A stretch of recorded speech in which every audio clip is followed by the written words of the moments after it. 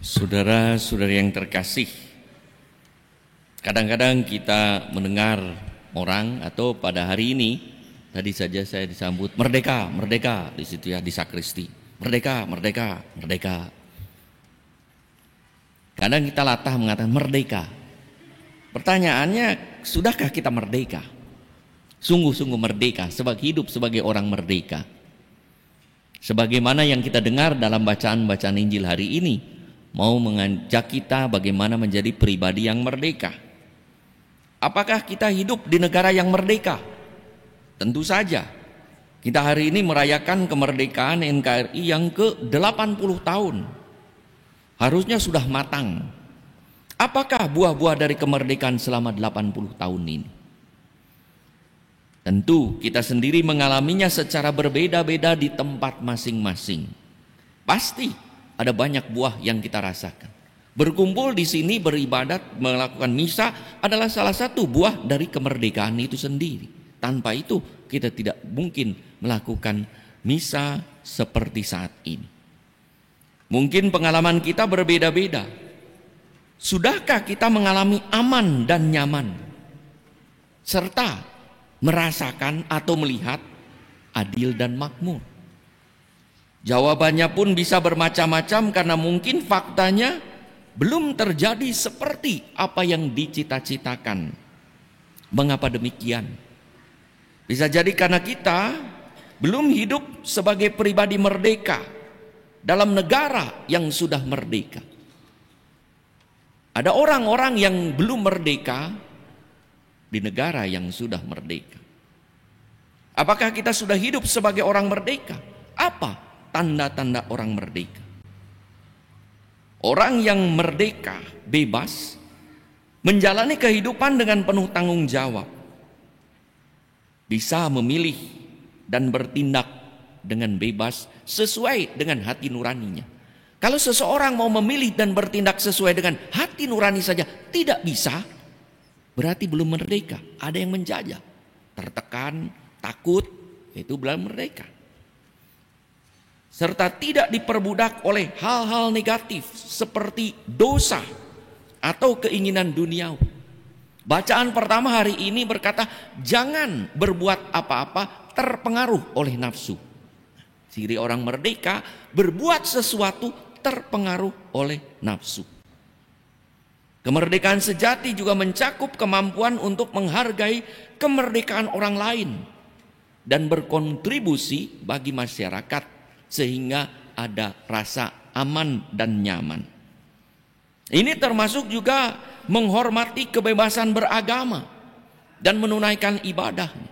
Kalau di negara Indonesia ada bagian-bagian yang belum mengalami damai sejahtera dalam beragama dan menunaikan ibadahnya, belum sungguh merdeka. Dan itulah yang menjadi PR, pekerjaan rumah kita yang harus kita laksanakan bersama-sama. Pemerintah, masyarakat, tokoh agama, tokoh masyarakat, dan kita semua. Maka kalau kita masih mengalami belum bisa membangun rumah ibadat dengan tenang, dengan bebas, sekalipun persyaratan belum sudah terpenuhi, berarti belum sungguh merdeka. Saudara-saudari yang terkasih, kemerdekaan NKRI lahir berkat tindakan kepahlawanan para pejuang negara dengan jiwa mereka, jiwa merdeka mereka yang rela mengorbankan nyawanya. Maka misa syukur 80 tahun kemerdekaan kita juga mengenang jasa dan cinta para pahlawan, baik yang dikenal maupun yang tidak dikenal. Bagaimana mereka menampilkan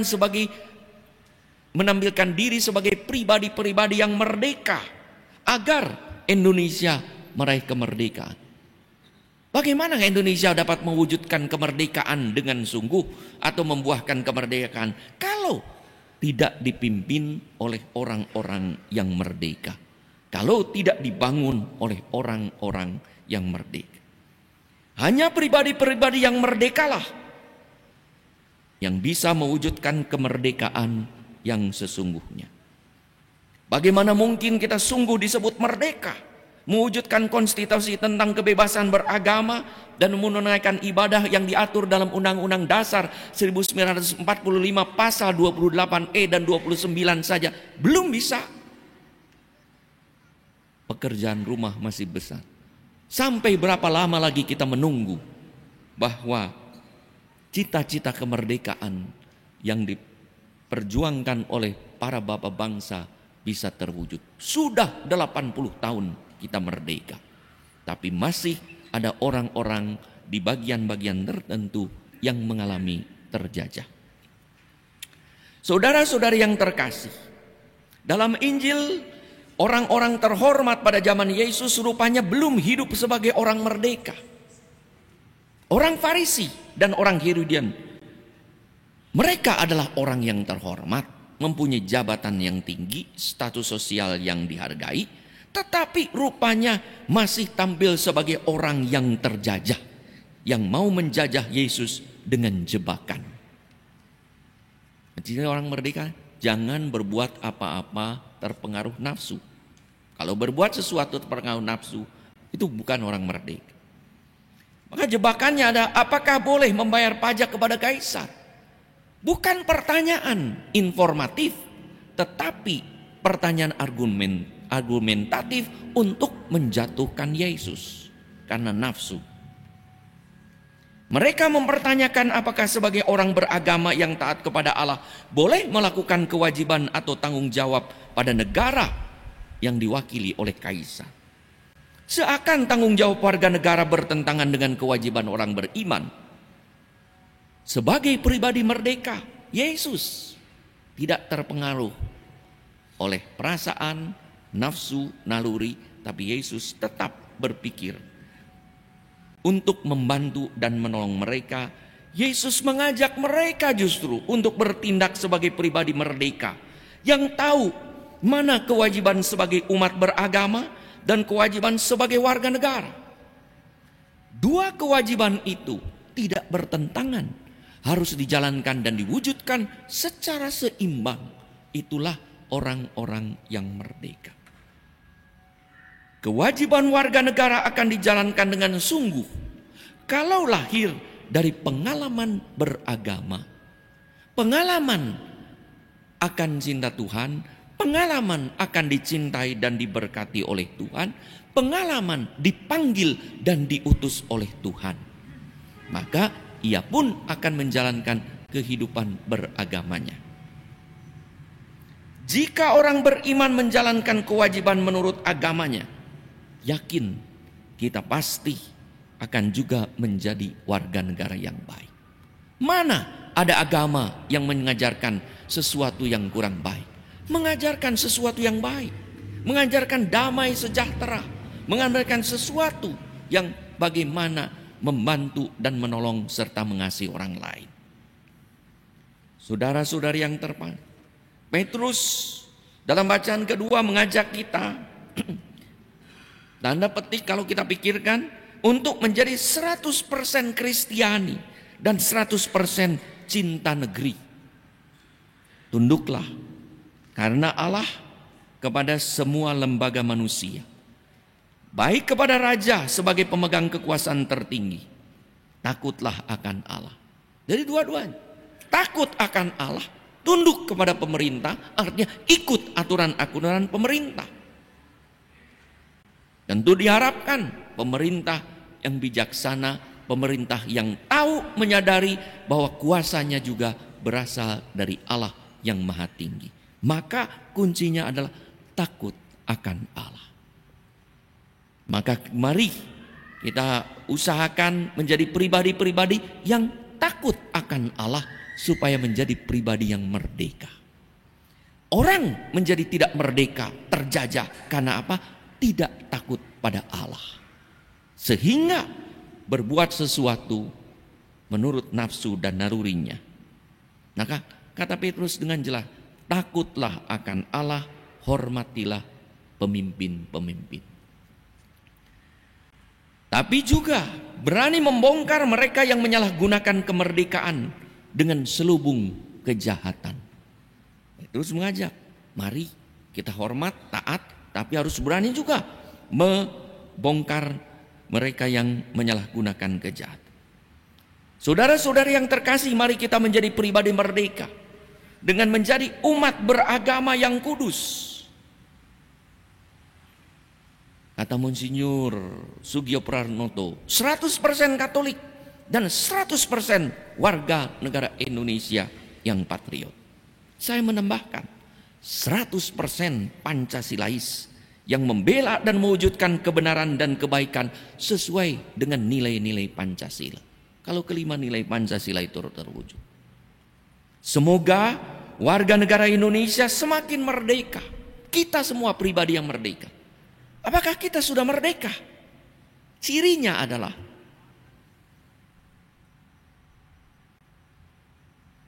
tidak menjelekkan orang lain untuk menjatuhkan, tidak membicarakan orang lain karena nafsu dan naluri untuk menjatuhkan orang lain.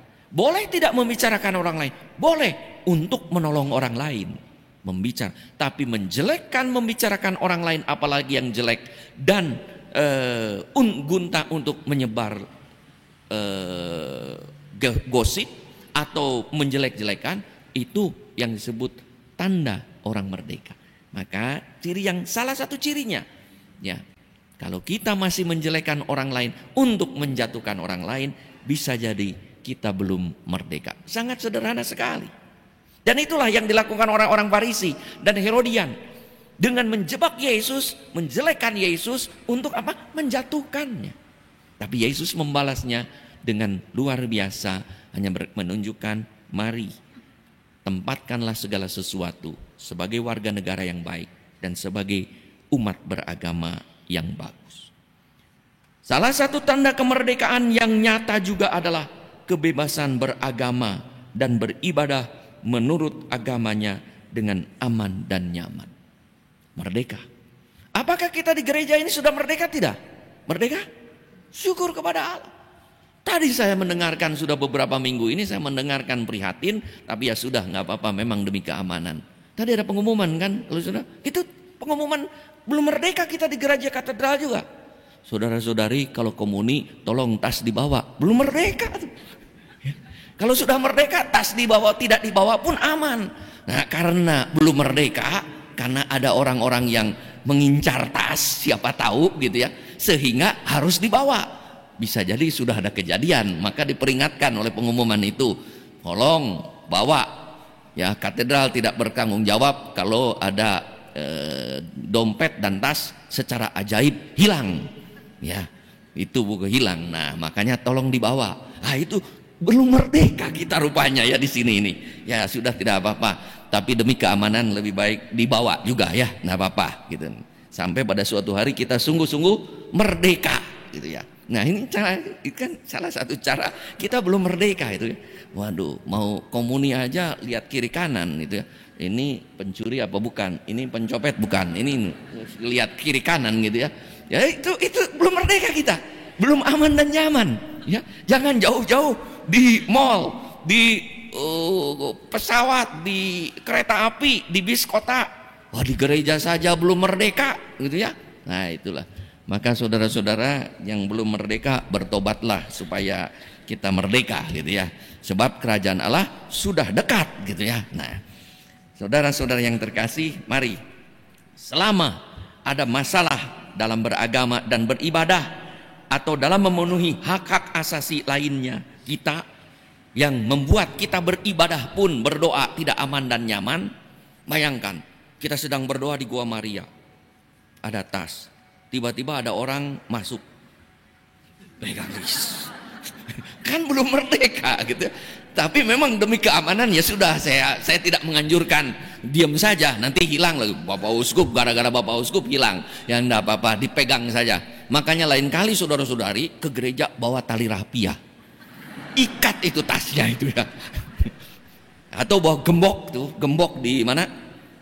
Di jeruji-jeruji kayu itu ya. Tapi siapa tahu yang pencurinya bawa gergaji juga gitu ya. Nah, saudara-saudara, mari kita wujudkan hal-hal kemerdekaan ini dari hal-hal kecil, dari keluarga, ya, gereja, warga. Cirinya apa? Kita merasa aman dan nyaman. Sebelum kita merasa aman dan nyaman berbuat sesuatu, kita belum merdeka. Mari kita perjuangkan, jangan menuntut orang lain, tapi mari kita menuntut diri sendiri bagaimana menjadi pribadi merdeka, dan mudah-mudahan makin banyak orang yang merdeka, akhirnya kita pun mengalami buah-buah kemerdekaan kita.